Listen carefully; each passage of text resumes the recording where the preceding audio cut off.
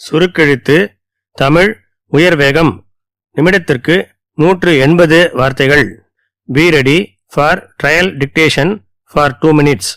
30 seconds left.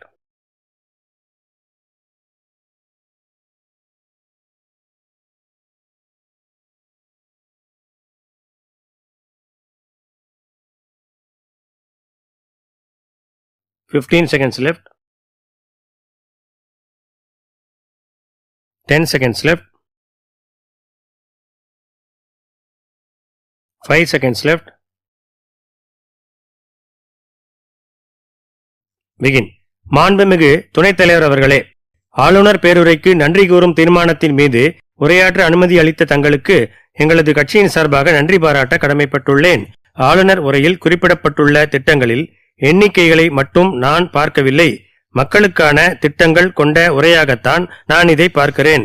இன்னும் சொல்லப்போனால் இந்த அரசு பல்வேறு தடைகளை தாண்டி வளர்ச்சியை நோக்கி நம் மாநிலத்தை எடுத்துச் செல்கிறது என்றால் அது மிகையாகாது. 2 விதமான இடர்களை அரசு சந்திக்க வேண்டியுள்ளது. இயற்கையின் சீற்றத்தால் ஏற்படக்கூடிய இடர்களால் ஒருபுறம் மக்களுக்கு துன்பமும் இழப்பும் ஏற்படுகிறது. கடந்த 10 வருடங்களாக வெள்ளம், வறட்சி என இயற்கை சீற்றங்கள் நம் மாநிலத்தின் வளர்ச்சியில் அடுத்தடுத்து பாதிப்பை ஏற்படுத்தியுள்ளன. மறுபுறம் செயற்கை இடர்பாடாக நமது மாநிலத்திற்கு மத்திய அரசிடமிருந்து வரவேண்டிய நிதி பகிர்வும் ஆண்டுக்காண்டு குறைந்து கொண்டே வருகிறது. நமது மக்கள் தொகையை கட்டுக்குள் வைத்து பல்வேறு நலத்திட்டங்கள் மூலம் நாம் சமூக பொருளாதார மாற்றங்களை கொண்டு வந்துள்ளோம். அதே நேரத்தில் பல்வேறு வரிகள் மூலமாக நமது மாநிலத்திலிருந்து அதிகபட்ச தொகையை நாம் நாட்டுக்கு செலுத்தி வருகிறோம். எனினும் ஒவ்வொரு நிதிக்குழுவும் நமது வளர்ச்சியையும் மக்கள் தொகையையும் காரணம் காட்டி நமக்கு மத்தியிலிருந்து வரவேண்டிய நிதியின் விகிதத்தை படிப்படியாக குறைத்து வருகிறது.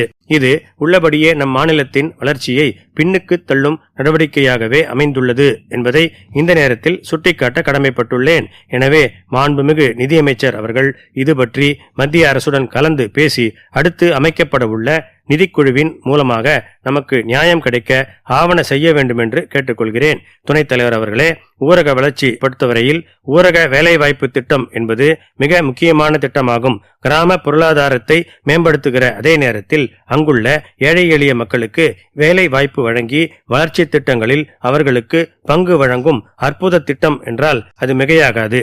எனவே மத்திய அரசின் நிதிநிலை அறிக்கையில் இந்த திட்டத்திற்கான ஒதுக்கீடு குறைந்து கொண்டே வருவது வருத்தம் அளிப்பதாக உள்ளது.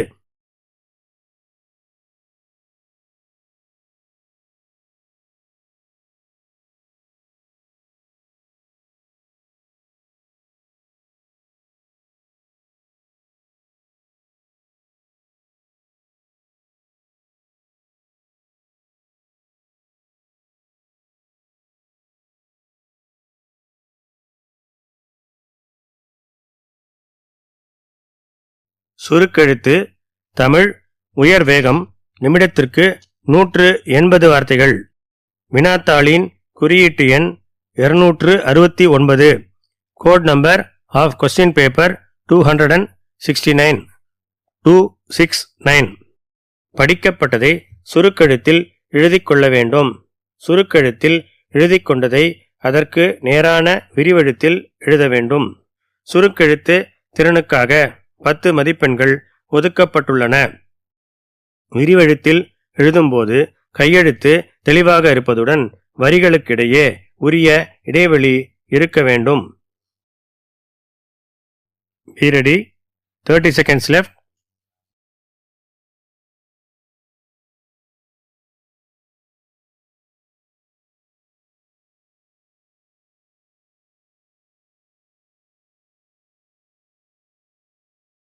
$15 seconds left.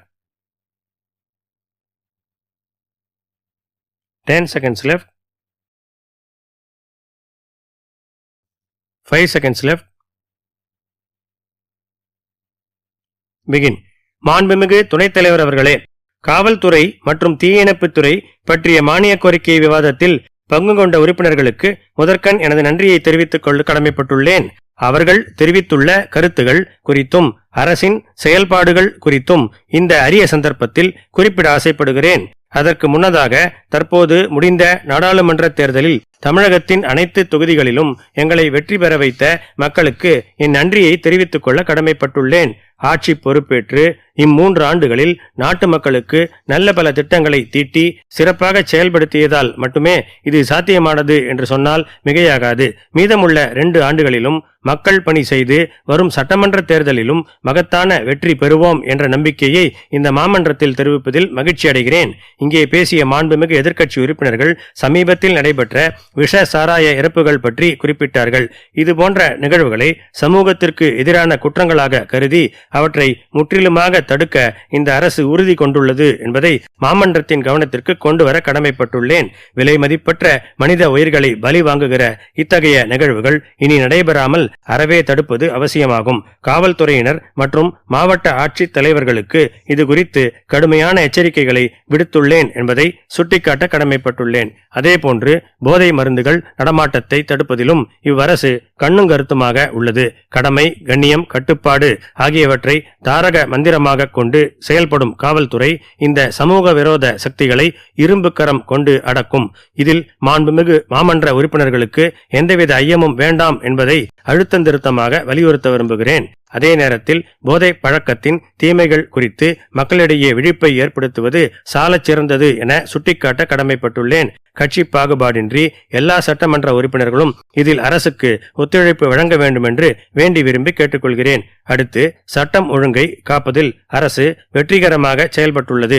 லட்சக்கணக்கான மக்கள் கலந்து கொண்ட பல்வேறு விழாக்களை எந்தவித பிரச்சனையும் இன்றி அரசு நடத்தி காட்டியிருக்கிறது. பொதுவாக எந்த காலத்திலும் குற்றங்களை அறவே தடுக்க முடியாது என்பது நாம் அறிந்ததே. எனினும் குற்ற நிகழ்வுகளை படிப்படியாக குறைப்பதும் குற்றவாளிகளுக்கு நீதிமன்றங்கள் மூலம் கடுமையான தண்டனை பெற்றுத் தருவதும் அவசியமாகும். அகில இந்திய அளவில் பார்க்கும்போது நமது குற்ற எண்ணிக்கை குறைவாக உள்ளது என்றாலும் குற்றம் இழைக்கும் எண்ணம் வராமல் தடுப்பதே உண்மையான வெற்றி என்பதை சுட்டிக்காட்ட விரும்புகிறேன். அதற்கடுத்தபடியாக காவலர் குடியிருப்புகளை பழுது பார்க்க ஆவண செய்ய வேண்டும் என்று மாண்புமிகு எதிர்க்கட்சி உறுப்பினர் கேட்டுக்கொண்டார். அதன் அடிப்படையில் இந்த ஆண்டு அத்தகைய பணிகளுக்காக ஒதுக்கப்படும் நிதியை மேலும் ரூபாய் 20 கோடி அளவுக்கு உயர்த்த ஆணையிட்டுள்ளேன் என்பதை இந்த மன்றத்தில் அறிவிப்பதில் பெருமகிழ்ச்சி அடைகிறேன்.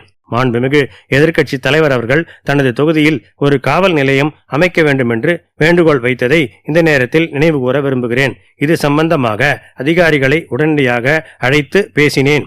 இந்த ஆண்டே அங்கு காவல் நிலையம் அமைக்கப்படும் என்பதை உறுதியாக சொல்லிக்கொள்ள விரும்புகின்றேன். நேற்று அவையில் பேசிய நமது கூட்டணி கட்சி தலைவர் அவர்களும் ஒரு கோரிக்கையை அரசின் கவனத்திற்கு கொண்டு வந்தார். அதாவது, சமீபத்தில் நடந்த நாடாளுமன்ற தேர்தல் பணியில் ஈடுபட்ட காவல்துறையினருக்கு இன்னும் அதற்கான படிகள் கிடைக்கவில்லை என்று குறிப்பிட்டார். இது சம்பந்தமாக காவல்துறை தலைவரின் கருத்துரு பெற்று விரைவில் வழங்கப்படும் என்பதை சொல்லிக்கொள்ள ஆசைப்படுகிறேன்.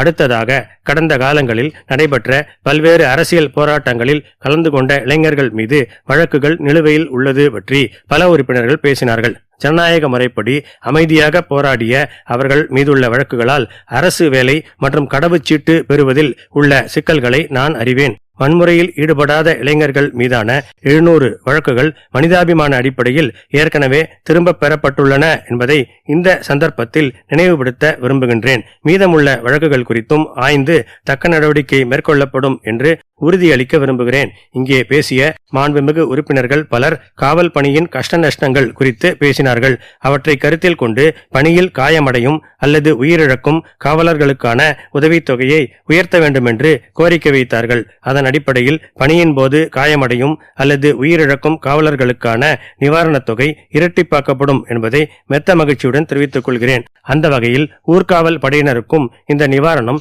2 மடங்கு உயர்த்தப்படும் என்பதை சுட்டிக்காட்ட விரும்புகிறேன். அடுத்ததாக, கோவை மாநகரத்தைச் சேர்ந்த மாண்புமிகு உறுப்பினர் அங்கு அடிக்கடி ஏற்படும் விபத்துகள் குறித்தும் அதனால் ஏற்படக்கூடிய உயிரிழப்பு குறித்தும் பேசினார். அதன் அடிப்படையில் கோவை மாநகராட்சியை விபத்தில்லா மாநகரமாக மாற்ற ரூபாய் 5 கோடி மதிப்பீட்டில் செயல் திட்டம் ஒன்று வகுக்கப்படும் என்பதை மெத்த மகிழ்ச்சியுடன் தெரிவித்துக் கொள்கிறேன். ஆகவே எனது பதிலுரையை ஏற்று வெட்டு தீர்மானங்களை திரும்பப் பெற்று மானிய கோரிக்கைகளை நிறைவேற்ற வேண்டுமென கேட்டுக்கொண்டு அமைகிறேன்.